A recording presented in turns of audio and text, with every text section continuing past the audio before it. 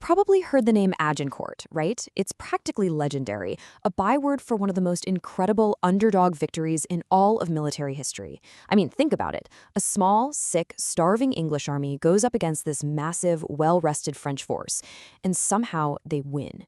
So how on earth did they pull off this impossible victory? Well, let's get into it.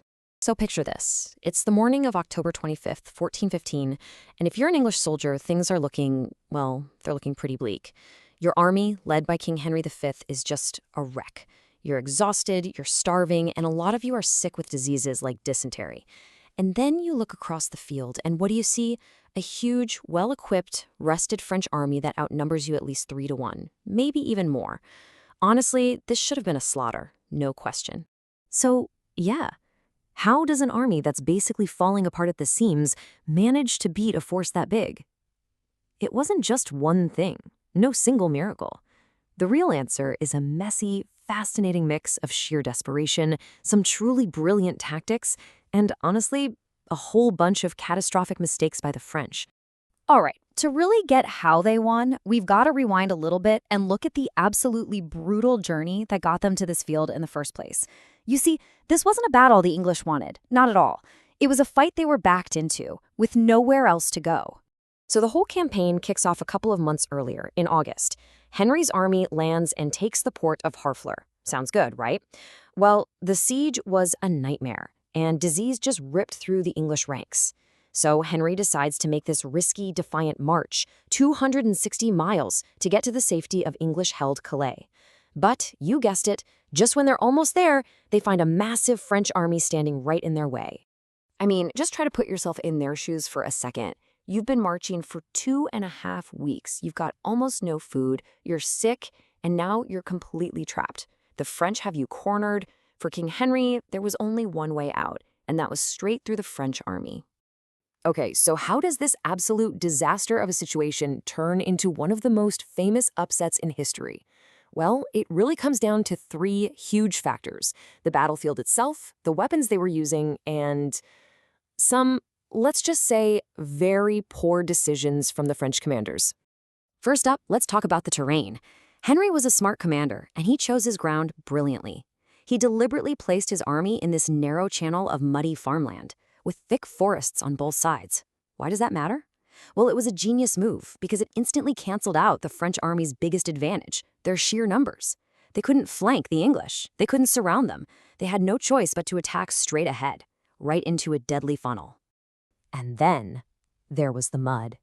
It had been raining heavily, and that freshly plowed field turned into a sticky, deep quagmire.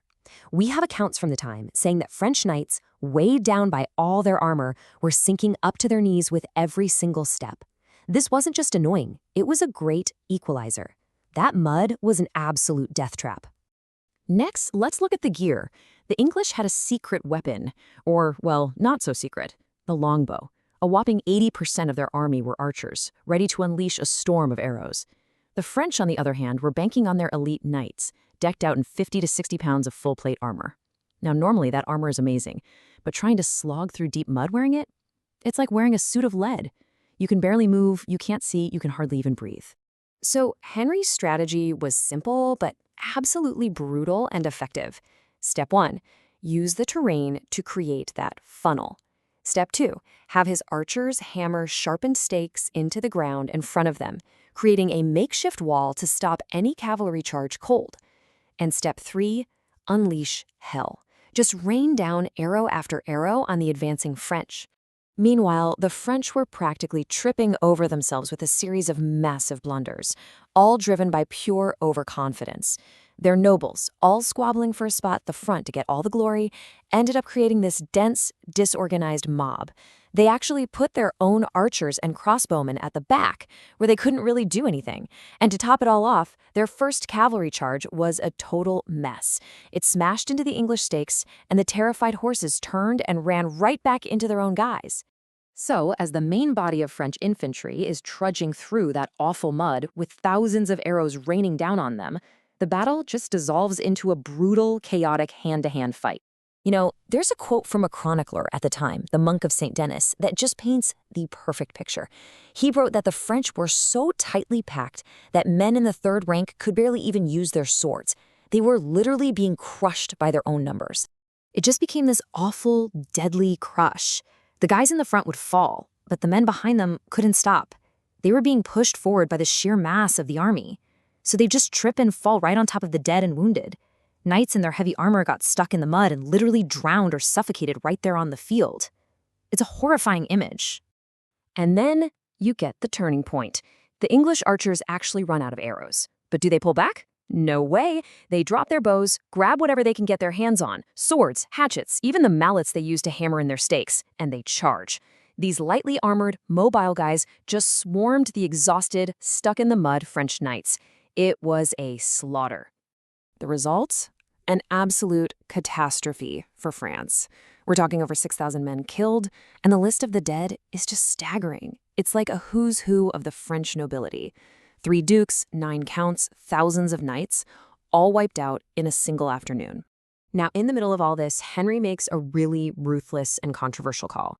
He was worried that the French reserves might regroup and attack again, and his own men were now outnumbered by the thousands of prisoners they'd taken. So he gave the order to execute them. It was an incredibly brutal act, but in his mind, it was a grim military necessity. The victory was total, no doubt about it. But the story of Agincourt, well, that was just getting started. The battle ended, but the myth was just beginning to be born. Now, while we tell this story as a tale of impossible odds, it's worth noting that historians still debate the exact numbers. The traditional story, the one you usually hear, talks about a huge French advantage. But some modern historians, like Anne Curry, have argued the numbers were actually a lot closer, maybe more like 4 French soldiers for every 3 English. But here's the key. No matter which numbers you go with, everyone agrees the English were seriously outnumbered. They were absolutely the underdogs. And the consequences were immediate and massive. This one battle just gutted the French leadership for an entire generation. It gave Henry V a huge boost, strengthening his claim to the French throne, and letting England basically dominate the 100 Years' War for the next 14 years. On top of all that, it just made France's own internal civil wars even worse. So, over the centuries, something interesting happens to the story. The raw, brutal reality of the battle, the stuff you read about in the early chronicles, it starts to get polished. It gets transformed by art and plays and stories into this romantic tale of heroic Englishmen facing down impossible odds. And of course, you can't talk about the legend of Agincourt without talking about William Shakespeare. His play, Henry V, is probably the single biggest reason the battle is so famous today. That we few, we happy few, we band of brothers speech, it turned King Henry into a legendary hero and cemented Agincourt in our minds not just as a battle, but as this incredible story of courage. And that kind of leaves us with a fascinating question to chew on, doesn't it? Agincourt was a real event. It was brutal, it was muddy, it was decisive. But its power, the reason we're still talking about it today, comes from the story it became. It really makes you think. How much of history is about what actually happened versus how much is about the story we decide to tell about it afterwards?